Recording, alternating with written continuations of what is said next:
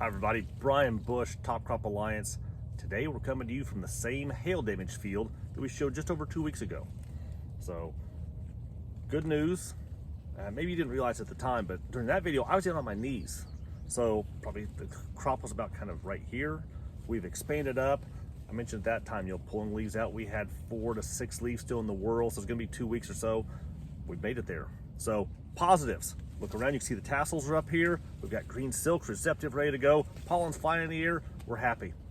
So that's a great feeling to be in here, knowing that this field isn't completely dead. So big picture, what are we seeing 2 weeks after the hail damage is coming here? Well, let's look at this. So here's a pretty good example of a plant. You look at these upper leaves, pull back here, see, pretty good. A little bit of damage on this spot right here.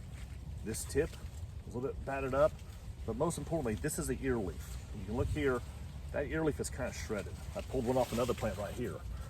This is not what we want to see. So this is the ear leaf. So the ear leaf was definitely out when we had the hail damage come through here. So it's shredded up pretty bad.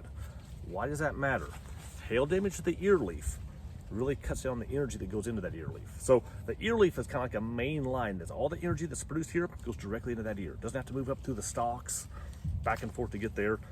All of it goes right into that ear. That's why when we spray fungicides, typically we're focusing on protecting this ear leaf to maximize our yield potential here. So with this damaged up, we're going to count on the rest of the canopy here, moving a lot of energy up and down through that stalk to get energy to that ear to help fill things out.